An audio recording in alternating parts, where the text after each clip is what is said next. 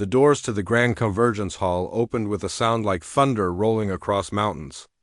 Ambassador Marcus Webb stepped through, and for a moment his breath caught in his throat. The chamber stretched before him like something from a fever dream, massive beyond comprehension, filled with beings that defied every law of nature he thought he understood. 300 alien representatives occupied the tiered seats that spiraled upward into shadow. Some floated in containment fields. Others stood on platforms adjusted to their unique gravitational needs. A few existed as pure energy, their forms shifting and pulsing with colors that had no names in human languages. The air itself felt thick with power and ancient authority. Marcus walked alone across the polished floor toward the central platform. Each step echoed through the vast space, announcing his isolation. His support team remained locked outside per council protocol. Earth had sent him to face the galaxy's judgment. And he would do it without backup, without safety nets, without anything except his own mind and the impossible task humanity had undertaken. High Arbiter Kelmuth dominated the highest tier. A creature that looked like crystallized smoke given terrible purpose. Its form shifted constantly, never quite settling into a shape the human eye could fully process. When it spoke, the words came through translation nodes embedded in every surface, resonating in Marcus's bones as much as his ears. The human delegation stands accused of fabricating credentials. The words hung in the air like a death sentence. Marcus forced himself to stand straight, to meet the gaze of beings whose civilizations had spanned millennia before humans discovered fire. Earth claims to have reviewed and accepted the Galactic Accord, Kelmuth continued, its voice carrying the weight of absolute authority. All 947 treaties, protocols, and binding resolutions that govern civilized society across this galaxy. The Krithan Collective required 3 generations to complete this task. The Valoran Empire needed 500 cycles. Yet humanity claims completion in mere weeks. Laughter rippled through the chamber. Not human laughter, but sounds that ranged from chittering clicks to deep rumbling vibrations that Marcus felt in his chest. The message was clear. They thought Earth was lying. They believed humanity was attempting to cheat its way into galactic society through impossible claims. An insectoid delegate rose from its seat, its crystalline exoskeleton catching the light in disturbing ways. The human brain is barely sufficient for abstract thought. They cannot possibly comprehend treaties written in 74 languages across frameworks that require understanding of dimensional mathematics they have not yet discovered. Then test me, Marcus said. His voice came out steady, though his heart hammered against his ribs. The chamber fell into sudden, shocked silence. 300 alien beings focused their attention on the lone human standing in their midst. Marcus could feel the weight of their scrutiny, could sense their disbelief and their curiosity warring with their contempt. Kelmuth says, crystalline form pulsed with rapid light patterns. You request the trial of comprehension? Human, do you understand what you are asking? The last species to attempt this trial suffered permanent neural damage. Their ambassador never recovered. I understand, Marcus replied. And I accept. A murmur swept through the assembly. Several delegates leaned forward, suddenly interested in this primitive species that seemed determined to destroy itself for the sake of pride. The trial of comprehension was legendary, a test so brutal that most species refused it even when their understanding was questioned. Very well, Kelmuth said slowly. Prepare the interface. A device rose from the chamber floor on a pillar of pure light. It looked like geometric shapes that existed in too many dimensions. Angles that shouldn't connect but did, surfaces that seemed to be inside and outside simultaneously. Looking at it directly caused Marcus's eyes to water and his head to ache. He approached the interface with measured steps. Remembering Director Helena Vance's final words before he entered the chamber, everything depends on this moment. Show them what humanity can do. Marcus placed his hands on the interface. Energy surged through his neural pathways immediately, a flood of information that threatened to overwhelm every sensory input he possessed. The chamber vanished, replaced by an infinite library of data that existed in conceptual space rather than physical reality, treaties, written in languages based on quantum states. Protocols that required understanding species psychology Earth had never encountered. Legal frameworks built on mathematical principles humanity was only beginning to grasp. The sheer volume of information would have crushed any unenhanced human mind instantly, but Marcus was not unenhanced. For 3 weeks, Earth had prepared for this exact scenario. Every legal expert on the planet had worked in coordinated shifts. Every linguist, every diplomat, every scholar had contributed their expertise to understanding the Accord. More than that, humanity had deployed tools the galaxy didn't know existed, artificial intelligence networks designed specifically for pattern recognition and legal analysis. Quantum computers processing information in ways organic minds couldn't match. And most critically, 7 billion humans connected through global networks, each contributing their unique perspective to understanding different aspects of the Accord while one species might take generations. Humanity had approached the challenge as a collective intelligence, the entire planet working as a single distributed consciousness, sharing knowledge, building understanding, creating something greater than the sum of its parts. The interface probed Marcus's mind, searching for evidence of comprehension. It found neural pathways enhanced by directed nanotechnology, memories encoded with perfect clarity through advanced cognitive techniques, knowledge backed by Earth's entire collective understanding, loaded into his consciousness through direct neural transfer over the past 72 hours. Marcus opened his eyes. The chamber swam back into focus. He released the interface and turned to face Kelmuth with steady confidence. Treaty of Belker Prime, subsection 47, paragraph 12, Marcus said clearly. It contradicts Protocol Vel 9 regarding resource extraction near inhabited moons. The Therich's Amendment attempted resolution in cycle 4271, but translation errors created exploitable loopholes that 3 species currently use to circumvent environmental protections. Complete silence gripped the chamber. 300 beings stared at the human, who had just cited obscure legal contradictions that most council members didn't know existed. Furthermore, Marcus continued, his voice growing stronger, there are 732 similar contradictions, ambiguities and exploitable gaps throughout the Accord. Earth has documented every single one.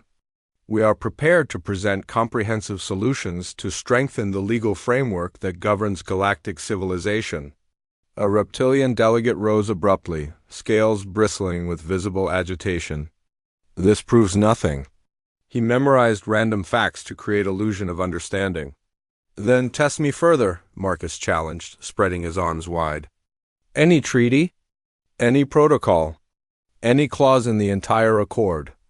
I will cite it verbatim, explain its implications, identify how it interacts with other provisions, and describe its practical applications across different species and governmental structures. Kelmuth's crystalline form flickered with rapid patterns that Marcus's translator struggled to interpret. Finally, the High Arbiter spoke.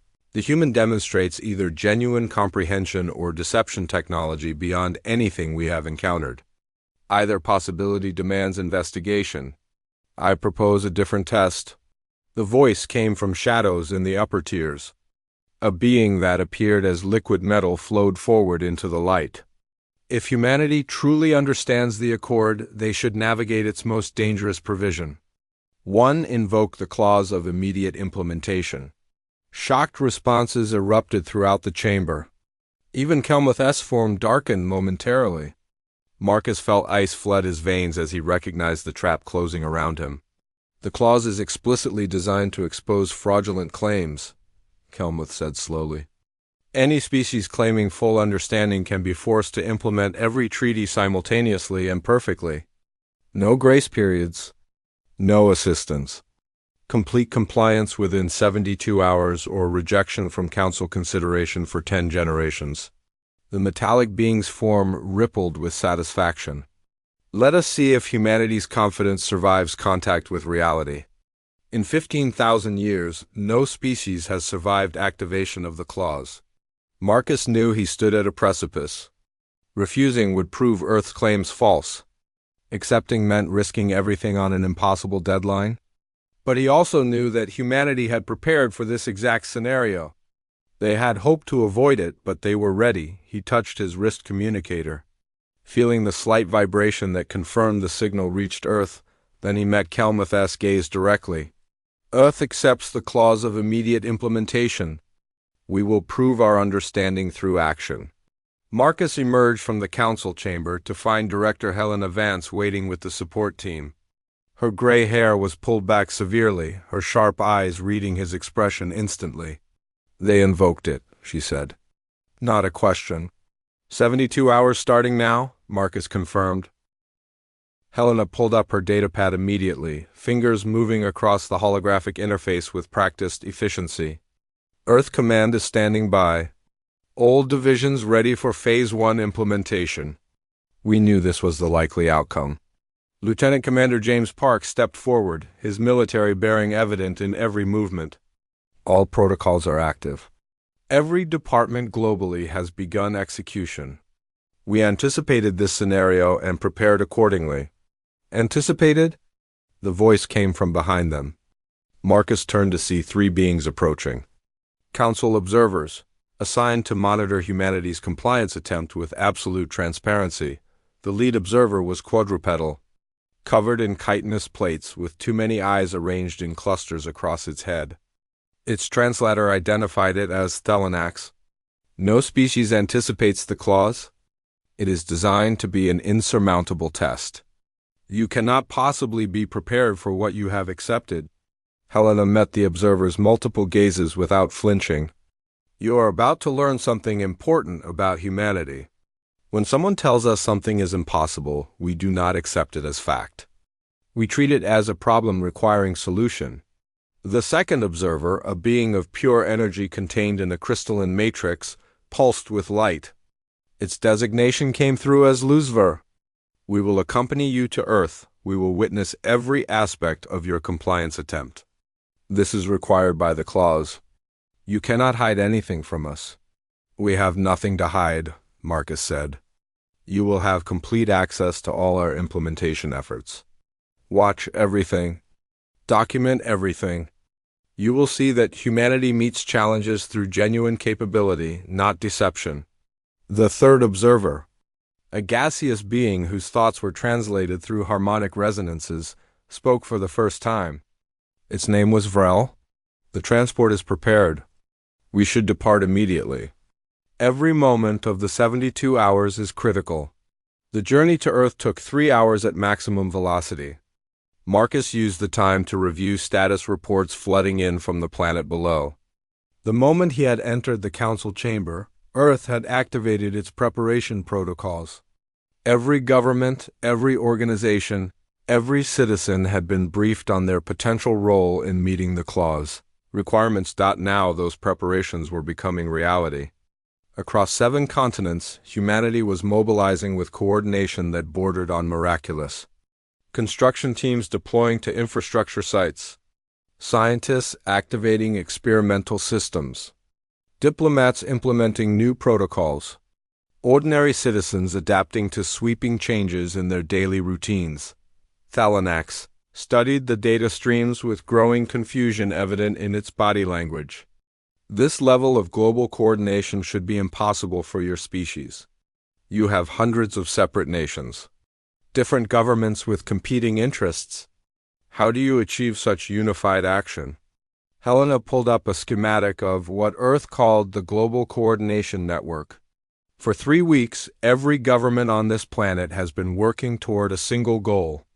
We suspended normal political processes, redirected our entire economy, mobilized our population in ways we never have before. But why? Lucifer pulsed with genuine bewilderment. Why commit such extreme resources to council membership? Most species approach this gradually over generations. Marcus considered the question carefully. Because humanity is done being alone in the universe. We have seen evidence of galactic civilization. We know what exists beyond our solar system.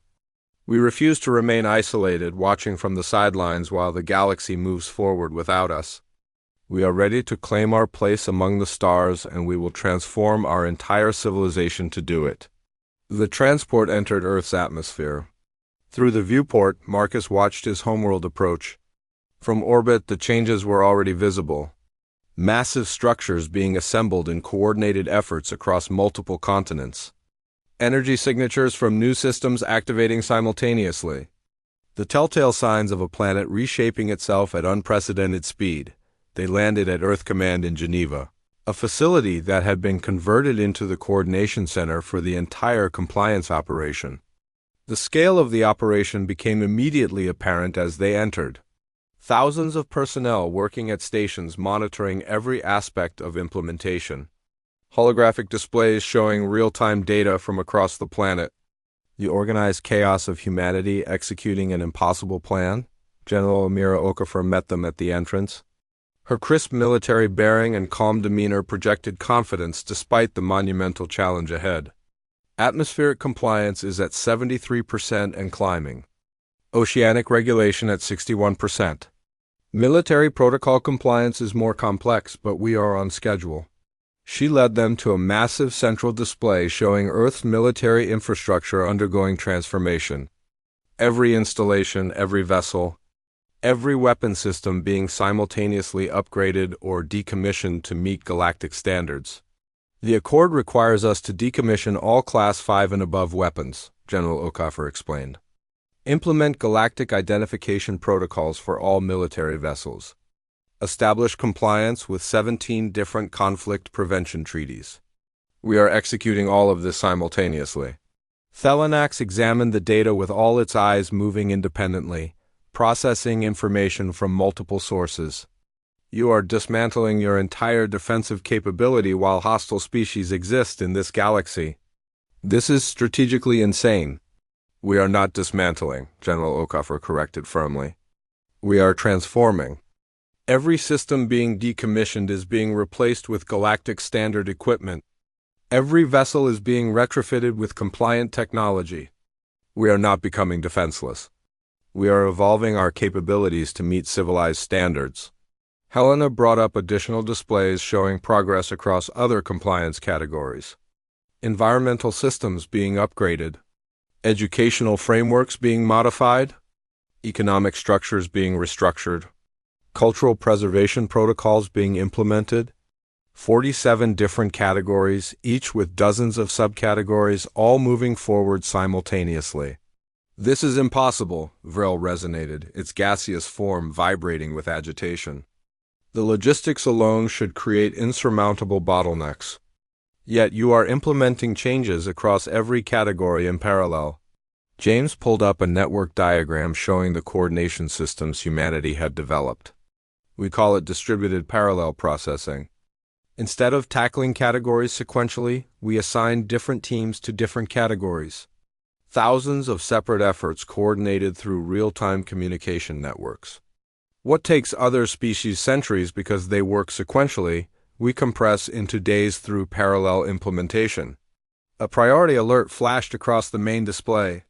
Helena accessed it immediately, her expression tightening. We have a complication. Category 23 economic integration is encountering resistance. Financial markets are responding poorly to the rapid changes. We are seeing panic selling in several major exchanges. Then we implement protocol stabilization, Marcus said without hesitation. That requires shutting down all markets for 6 hours. General Okafor warned. The economic disruption could be severe. Less severe than failing the clause, Marcus replied. Every government agreed to accept temporary economic disruption if necessary. Execute the protocol. The observers watched as Earth's entire financial system paused simultaneously. Stock markets, currency exchanges, commodity trading, all frozen by coordinated governmental action. It was an unprecedented move that would have seemed impossible just weeks earlier. You are shutting down your global economy, Thelanax said, disbelief evident in its voice. Species have collapsed from less dramatic disruptions. We are not shutting it down, Helena corrected. We are pausing it for recalibration. In 6 hours it will restart operating under galactic financial protocols. Every bank, every market, every transaction system will be simultaneously upgraded to meet compliance requirements. Lucifer pulsed rapidly, its energy form flickering with complex patterns. This reveals something about humanity that the galaxy has fundamentally misunderstood. You operate on different timescales than other species. What seems impossibly fast to us appears to be normal operational speed for you. Marcus pulled up status reports from cities worldwide.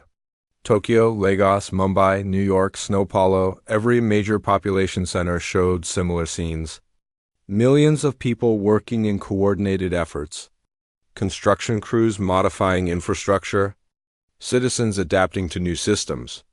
Governments implementing sweeping policy changes. Humans are impatient, Marcus explained. We do not like waiting. Our entire history has been about finding ways to do things faster, more efficiently, more completely. When you give us a 72-hour deadline, we do not see an impossible challenge. We see an optimization problem requiring maximum effort and creative solutions. General Okafor brought up compliance tracking. 24 hours elapsed. Current overall compliance at 79%. We are ahead of our internal projections but still have critical categories requiring attention.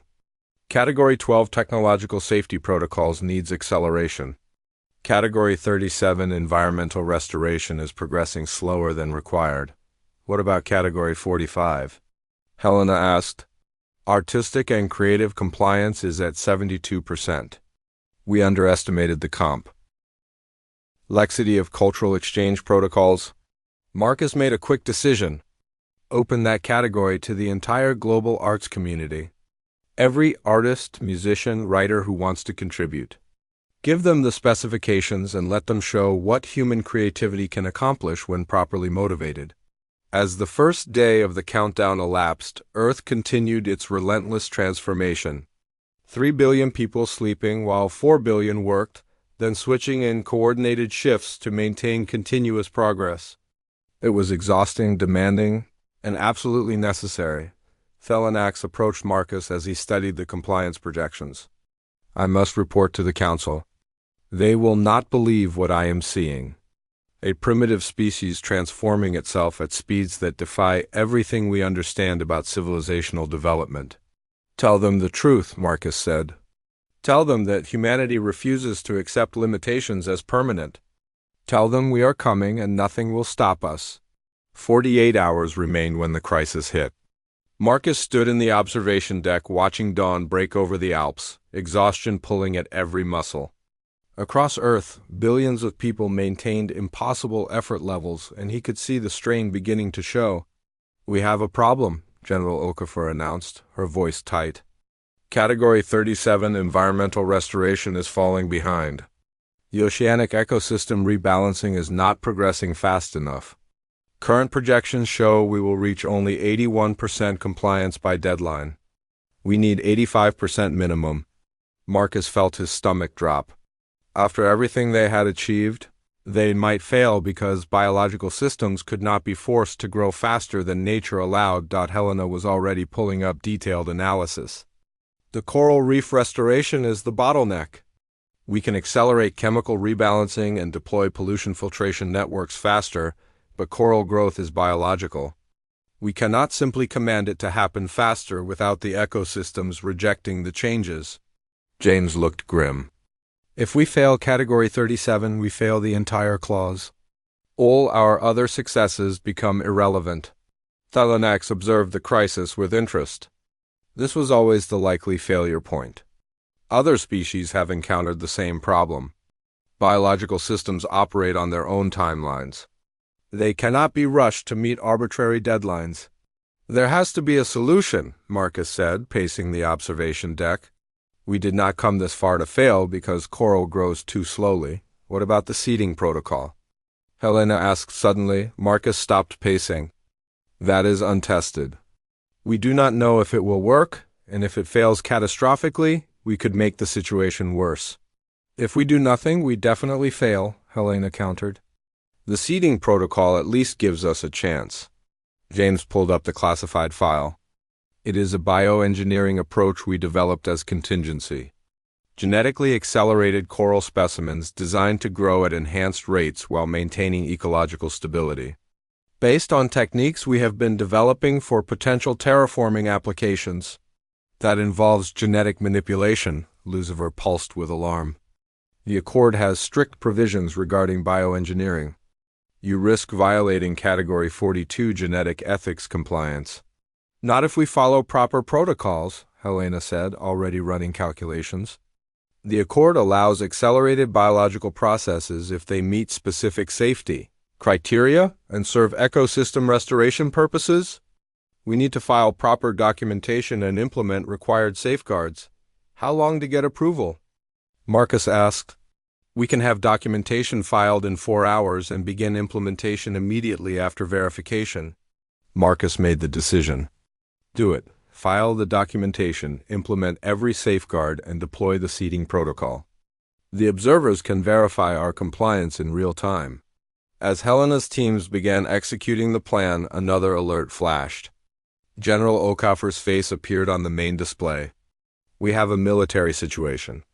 The Council has dispatched a verification fleet to Earth. They arrive in 18 hours before our deadline.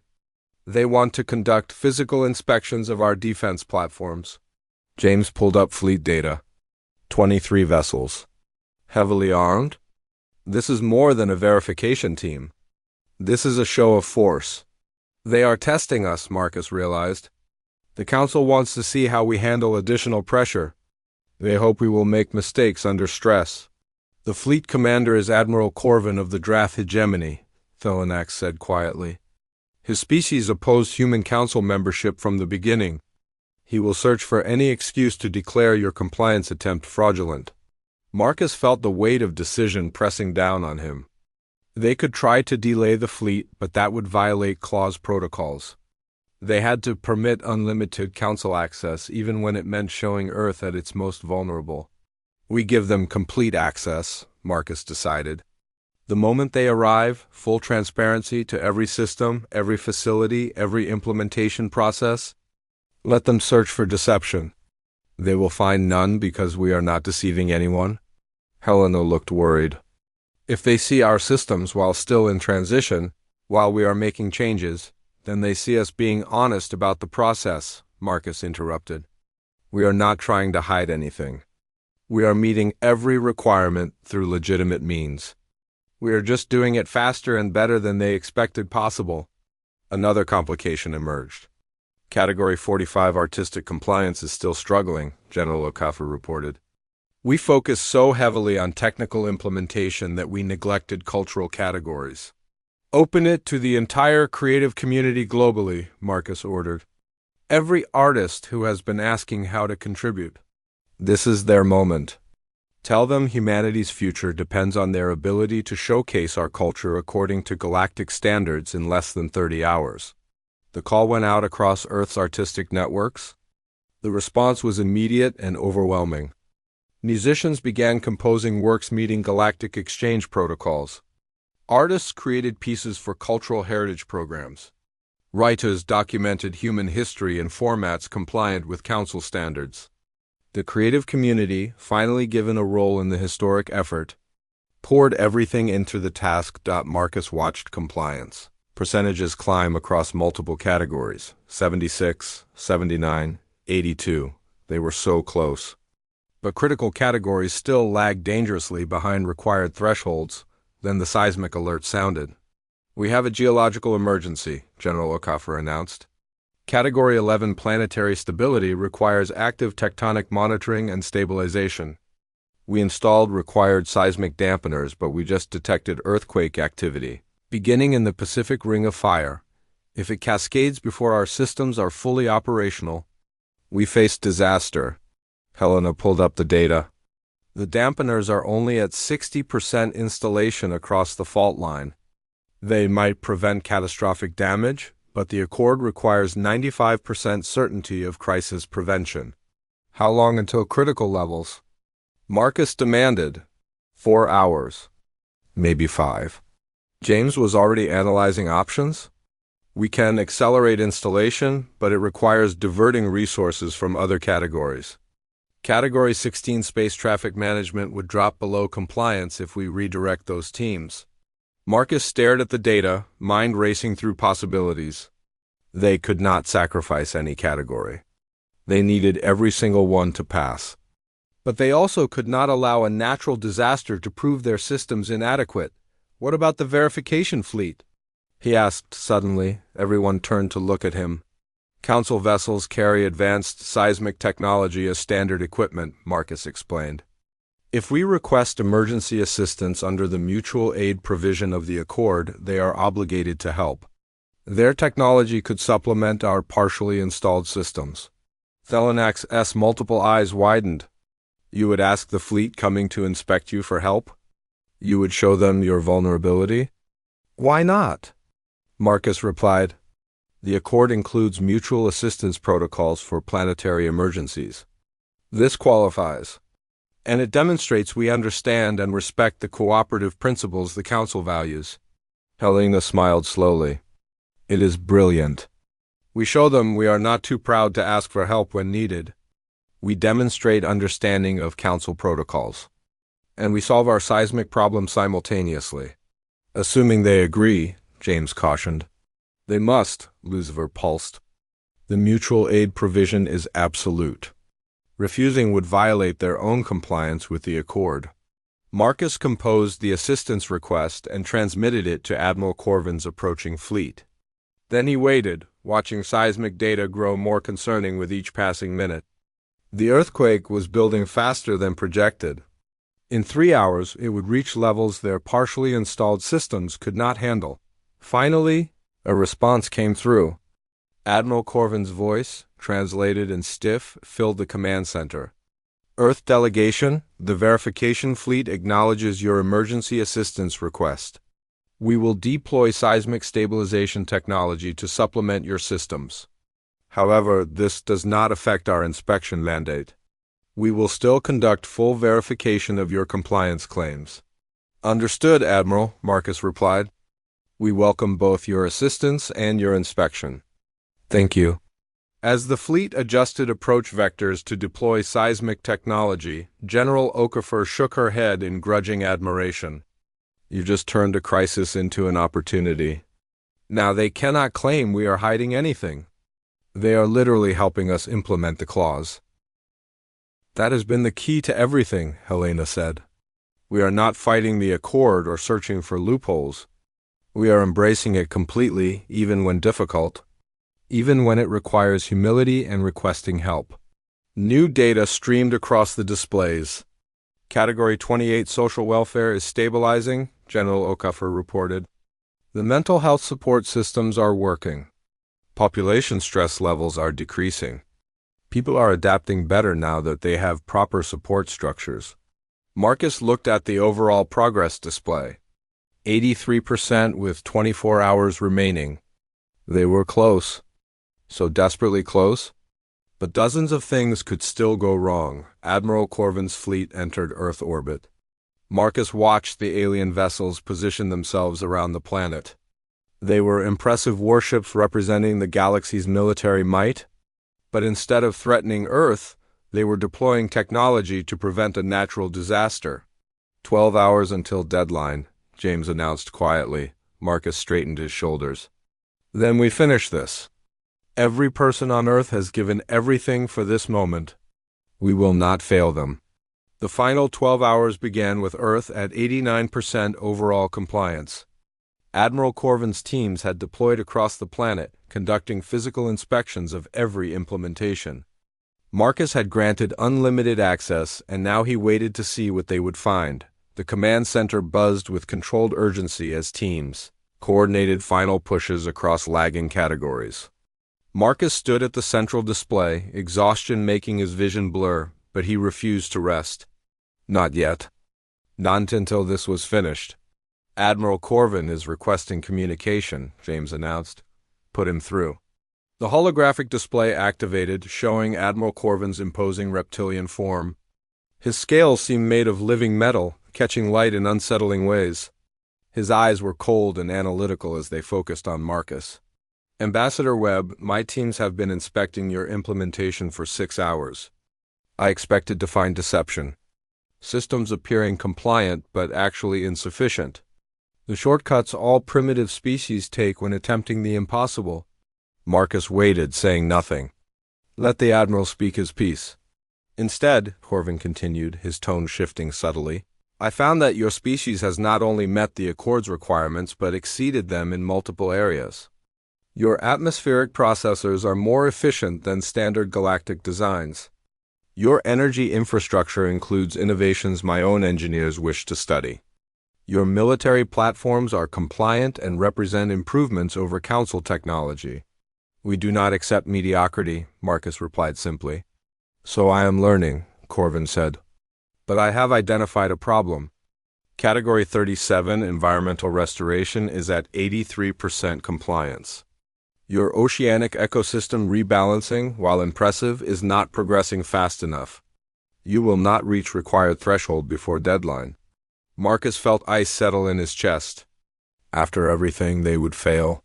However, Corvin continued, I have reviewed your seeding protocol documentation. The approach is sound. The safeguards are appropriate. The implementation has been executed properly. My species specializes in environmental engineering, and I can confirm your methods will achieve required compliance. They simply need more time than your deadline allows. We do not have more time, Helena said quietly from beside Marcus. No, Corvin agreed. But the Accord includes Observer Discretion Clause. It allows Council observers to certify compliance for categories where all requirements have been met but final verification requires extended observation periods. If I certify your oceanic restoration will reach compliance within natural biological timeframes, it counts as immediate compliance for clause purposes.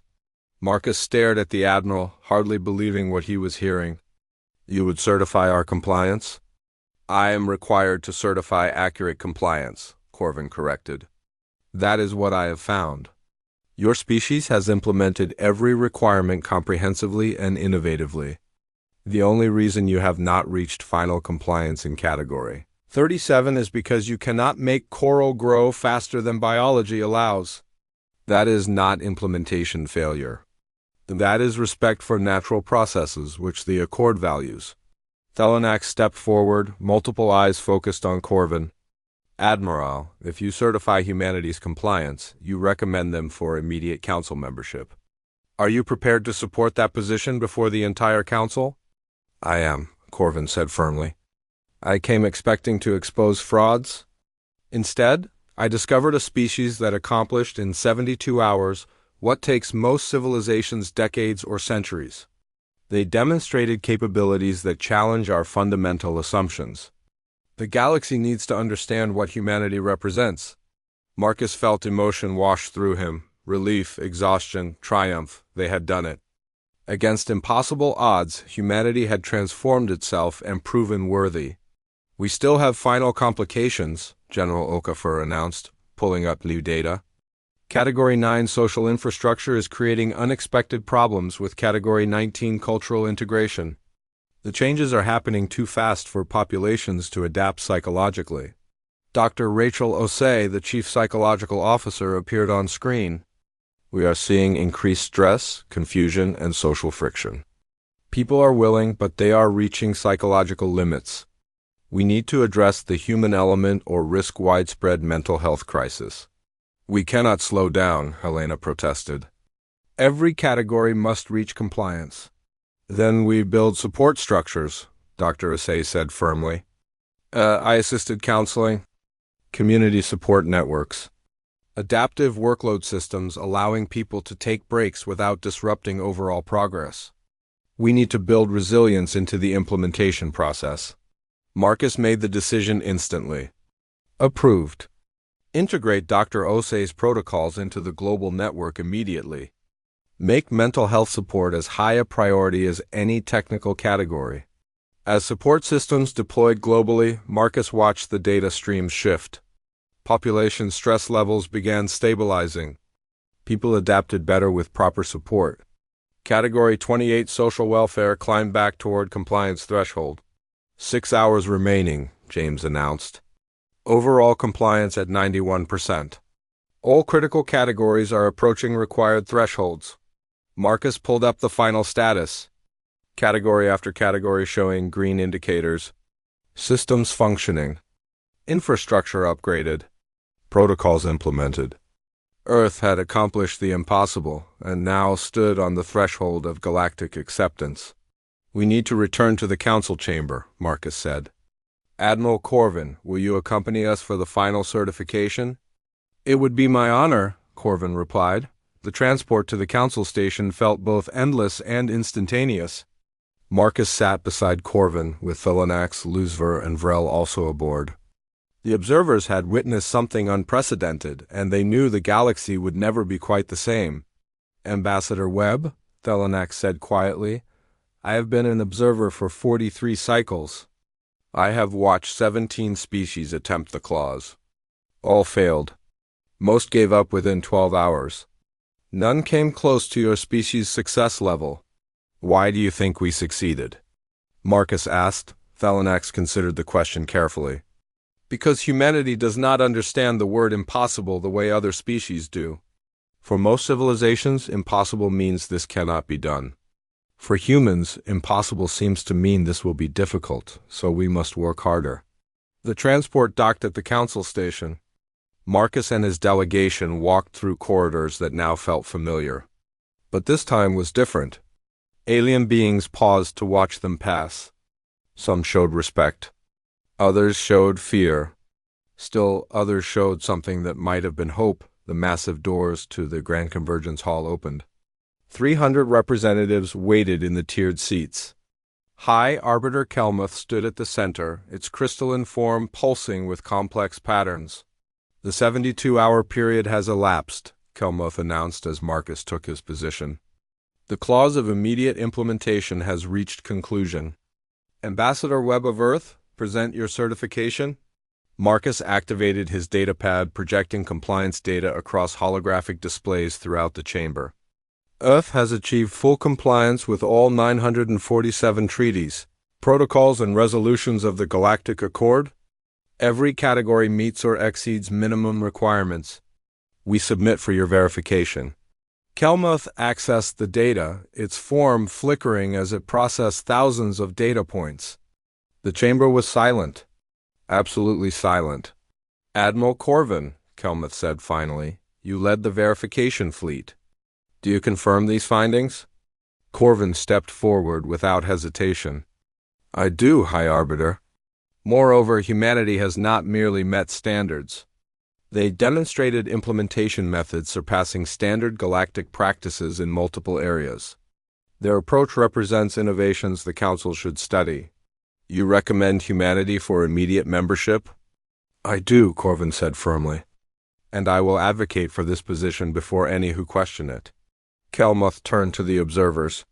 "Philonax, Luzver, Vrel, you witnessed the entire process. Do you concur?" Philonax stepped forward. "I confirm everything Admiral Corvin stated. But more importantly, I witnessed an entire species working in perfect coordination toward common goal. Humanity achieved in 72 hours what we believed would take generations because they redefined what was possible." "The galaxy underestimated this species," Vrel resonated. "That was our mistake, not theirs." Kelmuth's form grew brighter. "In 15,000 years, no species has successfully completed the clause of immediate implementation. The clause was designed to be impossible. A safeguard against fraudulent claims." Marcus held his breath. "Humanity accomplished the impossible," Kelmuth continued. "They transformed their entire civilization in 3 days. The question now is not whether humanity met our standards, but whether our standards were adequate to evaluate a species like humanity." The chamber erupted in discussion. "Ambassador Webb," Kelmuth said, "before the vote, I have one question. How did your species accomplish this?" Marcus thought about 7 billion people working together. About innovation and determination and refusal to accept failure. "No secret," he said. "Just humanity being what we have always been. A species that refuses to accept limitations. When you said the clause was impossible, we heard a challenge. And humans do not back down from challenges." He paused. But we did not do this just to prove capability. We did it because we believe in what the Accord represents. We want to be part of that. Not as subordinates, but as equals contributing our unique perspective. And what is humanity's perspective? Kelmuth asked. That impossible is just another word for not yet accomplished. Marcus replied. Kelmuth pulsed with complex light patterns. The Council will now vote on Earth's admission. All in favor? The count rose across the display. 100. 200. 250. The vote is unanimous, Kelmuth announced. Earth is granted full membership in the Galactic Council. Welcome to the galaxy. Marcus felt tears on his face as the chamber filled with sounds of celebration. They had done it. Humanity had claimed its place among the stars. The celebration in the council chamber continued, but Marcus barely heard it. Exhaustion crashed over him like a physical wave now that the adrenaline was fading. 72 hours without sleep. 3 weeks of preparation before that. The weight of representing 7 billion people through an impossible challenge, Admiral Corvin approached, extending a clawed hand in the human gesture of respect he had clearly researched. Ambassador, I came to expose you as frauds. Instead, you taught me never to underestimate humanity. I suspect the galaxy will be learning that lesson for generations. Marcus shook the offered hand, feeling the strength in those alien fingers. Thank you for giving us the chance to prove ourselves, Admiral. And thank you for the assistance with the seismic crisis. That showed us something important about what the Council can be at its best. The mutual aid provision exists for exactly such purposes, Corvin replied. Though I admit I did not expect you to invoke it. Most species are too proud to request help during the clause. Your willingness to do so demonstrated wisdom beyond your years as a civilization. Helena joined them, her exhaustion evident in every movement but her eyes still sharp. We need to establish our first official council delegation, coordinate integration protocols, begin cultural exchange programs. There's so much work ahead. All of that can wait, Marcus said gently. First, I want everyone who worked on this to go home and sleep for 24 hours straight. That is an order from your new council ambassador. I think I can follow that order, Helena said with a tired smile. But Marcus, we really did it. They said it was impossible, and we did it anyway. That seems to be humanity's specialty, James added, joining their small group. Accomplishing the supposedly impossible through sheer stubborn determination. Thelanax approached with Luzver and Vrel, the 3 observers who had witnessed humanity's entire effort. Ambassador Webb, we must file our final reports. The Council will want complete documentation of what we observed. Tell them the truth, Marcus said. Tell them everything you saw. Do not leave anything out. We will tell them that humanity transformed an entire civilization in 72 hours through coordination and innovation beyond anything in recorded galactic history. Thelanax said, We will tell them that every assumption the Council held about primitive species and development timelines has been challenged by what we witnessed. Luzver pulsed with what might have been amusement. We will also tell them that humanity succeeded by embracing the Accord completely rather than searching for loopholes. You met every requirement not at minimum acceptable levels, but by exceeding them wherever possible. That approach was unprecedented. Because we were not trying to barely pass a test, Marcus explained. We were trying to prove we belong here. There is a difference. Vrel resonated in harmonic agreement. That difference is what the Council needed to see. Too many species approach membership as a prize to be won through minimum effort. You approached it as a responsibility to be earned through maximum capability. The transport back to Earth was quiet. Marcus stood at the viewport watching his homeworld grow larger, seeing the lights of cities where billions of people were probably celebrating. They had done it together, every person contributing what they could. Every nation cooperating, every organization working toward the common goal. What happens now? James asked quietly. Now we begin the real work, Marcus replied. Joining the Council was just the first step. Now we have to figure out what kind of member we want to be. What humanity can contribute to galactic civilization beyond just meeting standards? Helena pulled up preliminary data on Earth's post-clause status. The transformation we implemented is not temporary. We genuinely upgraded our entire civilization to galactic standards. Our infrastructure, our technology, our social systems, everything is now operating at levels that took other species centuries to achieve. And we did it in 3 days, James said, shaking his head. Do you think the galaxy understands how insane that is? They are beginning to, Marcus said. Admiral Corvin understood. The observers understood. Soon, the entire council will understand that humanity does not operate by the same rules other species accept as limitations. The transport landed at Earth Command. As they disembarked, Marcus was surprised to see thousands of people gathered outside the facility. Citizens who had worked on various aspects of the implementation. Government officials, scientists, engineers, artists, ordinary people who had contributed to the historic achievement. When they saw Marcus emerge, the crowd erupted in cheers. Not just celebration, but relief and pride and exhaustion mirroring what he felt. These were the people who had made it possible, who had worked impossible hours, adapted to massive changes, and never gave up despite the overwhelming challenge. Marcus raised his hand for quiet. The crowd gradually settled, thousands of faces looking up at him expectantly. 3 days ago, Marcus said, his voice carrying across the gathering, the Galactic Council invoked a clause of immediate implementation. They expected us to fail. They believed no species could transform itself completely in 72 hours. They thought humanity would prove to be just another primitive civilization making false claims. He paused, looking across the sea of faces. They were wrong. Every person here contributed to proving them wrong. You worked impossible hours. You adapted to massive changes in your lives. You trusted that this effort was worthwhile even when it seemed insane. Because of you, humanity is now a full member of the Galactic Council. The cheers that erupted were deafening. Marcus waited for them to subside before continuing. But this was never just about joining the Council.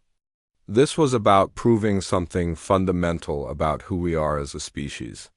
When faced with an impossible challenge, humanity does not back down. We do not accept limitations as permanent. We find solutions, we innovate, and we succeed through collective effort and determination. The galaxy told us that transforming a civilization overnight was impossible. We showed them that impossible just means difficult. They will remember that. And so will we? Because today, we did not just join galactic civilization. We showed the galaxy what humanity is capable of when we unite behind a common purpose. More cheers. Marcus felt the emotion of the moment washing over him. These people had given everything for this achievement. They deserved this recognition. Now go home, Marcus said. Rest, celebrate, you earned it. When you wake up, we will begin the next chapter of human history. But today, just be proud of what we accomplished together. As the crowd began to disperse, General Okafor approached with final status reports. All categories remain at full compliance. The systems we implemented are stable and functioning properly. Earth has genuinely transformed into a galactic standard civilization. What about the people? Marcus asked. How are populations adapting now that the crisis pressure is off? Better than expected, Dr. Assay replied, joining them. The mental health support systems we deployed are remaining active. People are processing the massive changes with proper support structures. We are seeing remarkable resilience across all populations. Helena pulled up long-term projections. The infrastructure we built will serve humanity for generations. We did not just meet minimum requirements. We built systems designed for growth and continued improvement. Earth is positioned to become a leading member of galactic civilization, not just a participant. That will make some council members nervous, James observed. A species that goes from primitive to advanced in 3 days will be seen as unpredictable. Let them be nervous, Marcus said. Humanity has always been unpredictable. That is part of our strength. We do not follow expected patterns. We forge our own path. Over the following hours, reports flooded in from across the galaxy. The Council was releasing official statements about Earth's admission. Other species were reacting with everything from enthusiasm to concern to outright fear. The galaxy was adjusting to the reality that humanity had arrived and done so in dramatic fashion. Marcus found himself in his office at Earth Command, finally alone for the first time in days. He pulled up the original Accord documentation, the 947 treaties that had started this entire journey. 3 weeks ago, these had seemed like an insurmountable challenge. Now they were the foundation of Earth's place in galactic society. A communication request came through. Marcus accepted, and High Arbiter Kelmuth's crystalline form appeared in holographic projection. Ambassador Webb, I wanted to speak with you privately before you rest. Of course, High Arbiter. The Council is still processing what humanity accomplished, Kelmuth said. Many members are struggling to understand how you achieved what you did. They want to know if there are secrets, hidden technologies, explanations that fit their understanding of civilizational development. There are no secrets, Marcus said. Just human nature applied to an extreme challenge. That is what concerns some council members, Kelmuth admitted. If humanity can transform itself so completely in 3 days, what else might you be capable of? Some species see that as threatening. Marcus considered his response carefully. Then tell them this. Humanity did not transform to become something else. We transformed to become a better version of ourselves. The clause did not change who we are fundamentally. It revealed who we can be when we commit fully to a worthy goal. And what are humanity's goals now that you have achieved council membership? To contribute, Marcus said simply. To learn from other species and share what we know. To help solve galactic problems with our unique perspective. To prove that we belong here not through one dramatic achievement, but through consistent contribution over time. Kelmuth's form pulsed with what might have been satisfaction. That is the answer I hope to hear. The galaxy will be watching humanity carefully, Ambassador. Show them that your success with the clause was not an anomaly, but a demonstration of your species' true character. After Kelmuth disconnected, Marcus stood at his office window looking out at Earth, the planet that had been transformed in 72 hours. The homeworld of a species that refused to accept impossible as final. Helena entered without knocking, carrying 2 cups of coffee. I know you said everyone should rest, but I figured you would still be here. Marcus accepted the coffee gratefully. Someone needs to start planning our first official actions as council members. That can wait until tomorrow, Helena said firmly. Right now, I want you to just appreciate what we did. We united 7 billion people behind a single goal. We transformed our entire civilization. We proved to the galaxy that humanity deserves its place among the stars. We also scared them, Marcus observed. A species capable of this kind of rapid transformation is unpredictable. Good, Helena said. Let them be a little scared. Respect born from demonstrated capability is more valuable than respect given out of pity for primitive species. Marcus smiled tiredly. When did you become so ruthlessly pragmatic? About 72 hours ago, when I realized we were actually going to succeed at the impossible, Helena replied. Now drink your coffee and go home. The galaxy will still be there tomorrow. Marcus took her advice. He went home to his small apartment overlooking Lake Geneva. He showered. He ate actual food for the first time in what felt like forever. And then he collapsed into bed and slept for 16 hours straight. When he woke, Earth was still a member of the Galactic Council. The transformation was real. The achievement was genuine. Humanity had claimed its place among the stars not through deception or shortcuts, but through demonstrating exactly what it was capable of when properly motivated. The galaxy had scorned Earth at the Council.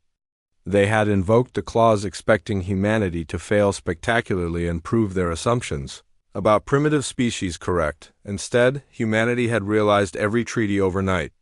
They had transformed themselves completely. They had accomplished the impossible and made it look almost routine through sheer determination and innovative thinking. The galaxy would never make that mistake again. They would never underestimate humanity again. Because Earth had shown them something unprecedented, a species capable of reinventing itself when necessary, of achieving what others considered impossible, of refusing to accept limitations as permanent. They had scorned Earth. Earth had proven them wrong. And now the real work of being a galactic civilization could begin. Marcus stood at his window watching the sunrise, thinking about the future that stretched ahead. Challenges to overcome, contributions to make. A galaxy to explore and help improve. Humanity had arrived. And nothing would ever be the same. Retriclod can make mistakes. Please double-check responses.